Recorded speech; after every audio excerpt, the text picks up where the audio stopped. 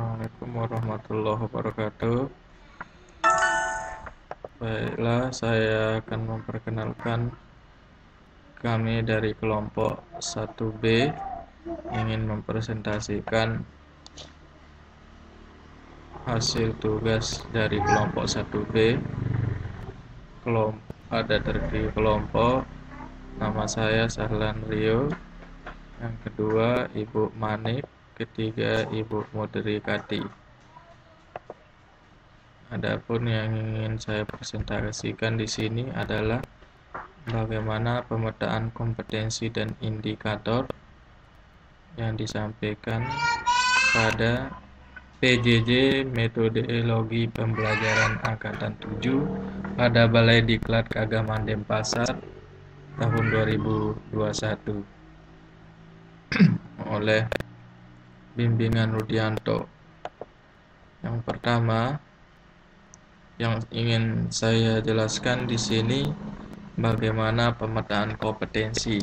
Sebelum kita melanjutkan apa itu pemetaan kompetensi, pemetaan kompetensi adalah platform untuk membandingkan tingkat keterampilan yang ada sekarang dan yang diinginkan, serta kompetensi individu yang diperlukan untuk melakukan tugas secara efektif dan efisien. Yang kedua, kompetensi. Kompetensi itu menganalisis keterkaitan antara kompetensi dasar, indikator, dan model pembelajaran. Yang ketiga, indikator.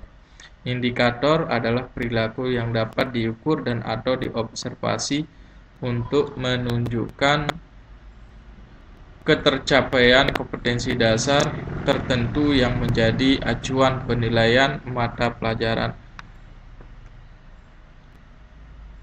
Fungsi daripada indikator itu adalah yang pertama, antara lain sebagai pedoman dalam mengembangkan materi pembelajaran atau bahan ajar, mendesain kegiatan pembelajaran, merancang dan melaksanakan penilaian hasil belajar. Indikator dirumuskan dari KD. Yang pertama menggunakan kata kerja operasional atau KKO yang dapat diukur. Dirumuskan dalam kalimat yang simpel, jelas, dan mudah dipahami. Tidak menggunakan kata yang bermakna ganda. Hanya mengandung satu tindakan, memperhatikan karakteristik mata pelajaran, potensi dan kebutuhan peserta didik, sekolah, masyarakat, dan lingkungan. Pentingnya menguasai high order thinking skill atau yang sering disebut dengan HOT di era digital. Sederhananya, HOT menuntut seorang untuk kritis, kreatif, dan berani berinovasi dalam menyelesaikan suatu permasalahan tertentu. Pengembangan pembelajaran yang HOT kepada anak didik. Pertama, berikut ini keterampilan yang harus dimiliki peserta didik untuk setiap jenjang HOT. Analisis keterampilan yang dimiliki. Yang pertama, A. Mengelompokkan dalam bagian-bagian penting dari sebuah sumber informasi benda yang diamati fenomena sosial alam budaya.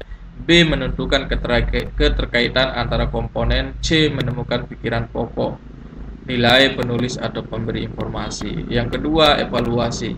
Keterampilan yang dimiliki menentukan kesesuaian antara masalah uraian dan kesimpulan, proporsi suatu bentuk, proporsi suatu pengajian kegiatan.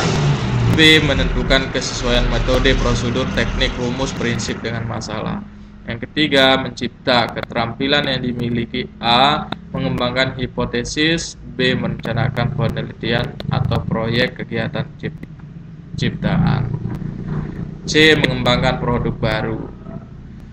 Ini bagian daripada gambar alur pembelajaran yang HOT, dapat dilihat seperti gambar di berikut.